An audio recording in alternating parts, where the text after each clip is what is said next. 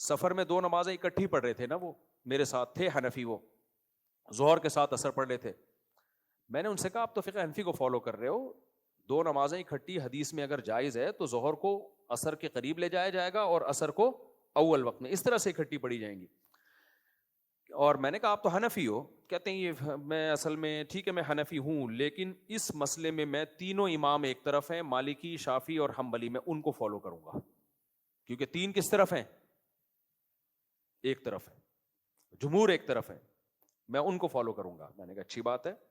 میں نے کہا صدقہ فطر جو آپ نے ادا کیا تھا اس دفعہ پیسوں میں ادا کیا تھا نا, زکوٰۃ بھی آپ کیش میں دے رہے ہو, تو امام شافعی, امام مالک, امام احمد بن حنبل, تینوں اماموں کے نزدیک صدقہ فطر ہو یا زکوٰۃ ہو وہ کیش میں نہیں دی جائے گی. جس چیز کی زکوٰۃ واجب ہوئی ہے وہی چیز دی جائے گی. سمجھ میں آ رہی ہے بات؟ صدقہ فطر آپ کو 2.25 کلو گندم دینا پڑے گا, گندم کے پیسے آپ نہیں دے سکتے. سمجھ میں آ رہی ہے بات؟ کھجور دینی ہے تو 4.5 کلو کھجور دینی پڑے گی. امام شافعی کا یہی رائے ہے, امام مالک کی بھی, امام احمد بن حنبل کی بھی, کہ آپ پیسے نہیں دے سکتے, کھجور میں دینا پڑے گا آپ کو, آٹے کی بوری دینی پڑے گی. اسی طرح بکریوں کی زکوٰۃ دے رہے ہو, بکری دینی پڑے گی. گولڈ کی زکوٰۃ دے رہے ہو تو گولڈ دینا پڑے گا آپ کو. میں نے کہا اتنے سالوں سے جو آپ صدقہ فطر میں پیسے دے رہے ہو, تینوں اماموں کے نزدیک آپ کا صدقہ فطر ادا بولو نہیں ہوا. کہہ رہے ہیں ایکچولی بات اصل میں یہ ہے کہ یہ جو صدقہ فطر کے مسئلے میں ابو حنیفہ رحمہ اللہ کی رائے بڑی مضبوط ہے دلیل کے لحاظ سے, کہ پیسے بھی دے سکتے ہیں آپ. 2 نمازیں اکٹھی کرنے میں تینوں اماموں کی جو رائے ہے نا, وہ قرآن و سنت کی روشنی میں وہ رائے مضبوط ہے, اس لیے میں اس کو فالو کر رہا ہوں. تو میں نے کہا پھر آپ یہ اماموں کا تذکرہ ہی نہیں کرو بیچ سے.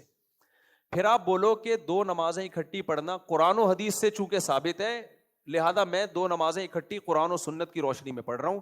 تو پھر آپ یہ بیچ میں اماموں کا نام نہ لو, پھر آپ یہ نہ بولو میں حنفی ہوں, شافعی ہوں, مالکی, یہ نہ بولو.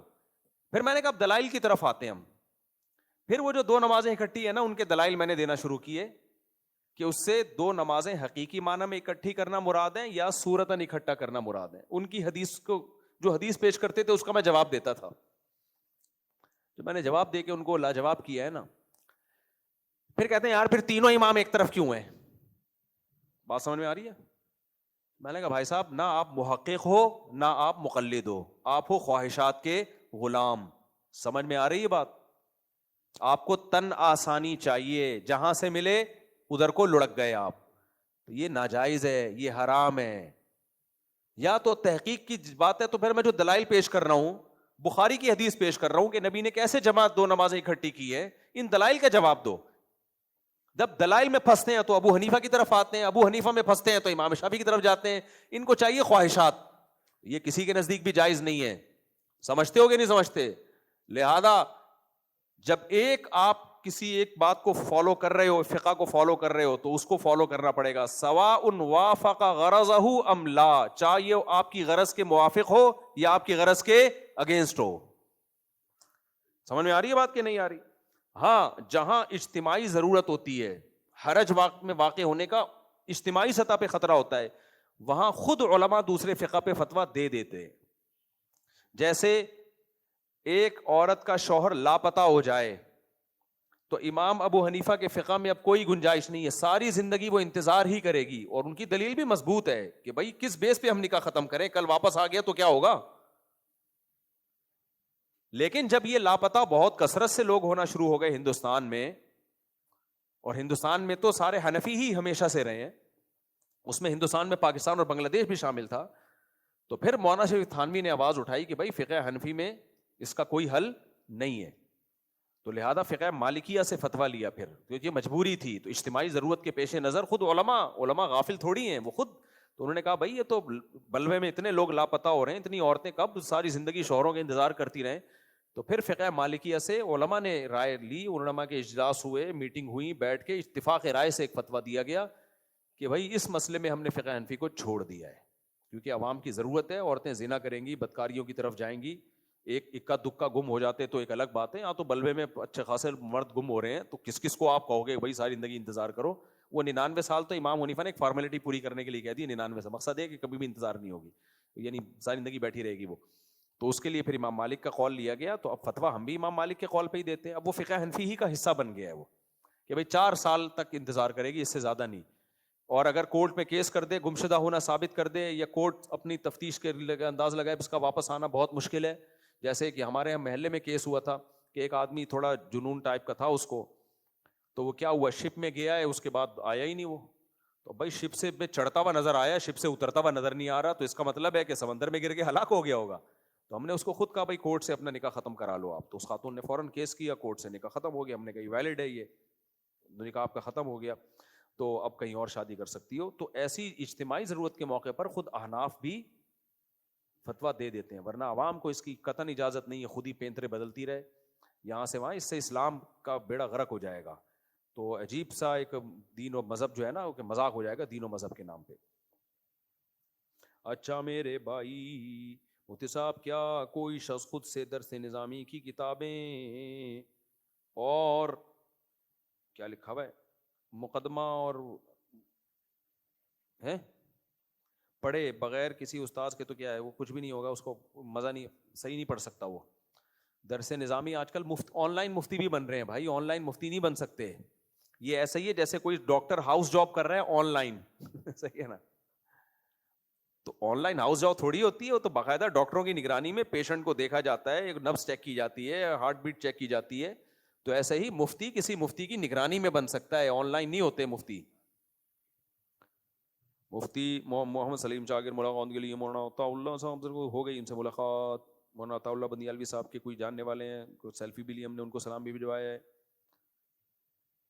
شایان کی والدہ کے لیے دعا فرما دیں, دل سے دعا ہے جی, اللہ تعالیٰ مغفرت کریں, ان کے انتقال ہو گیا, اللہ تعالیٰ مغفرت کریں, لواحقین کو صبر جمیل کے اللہ تعالیٰ توفیق دے. میں نے سنا ہے ہمارے نبی صلی اللہ علیہ وسلم نے قبر مبارک میں پاورفل, اللہ نے آپ کو حیات دی ہے, لیکن دنیا ان کا کیا لکھا ہوا ہے پتہ نہیں.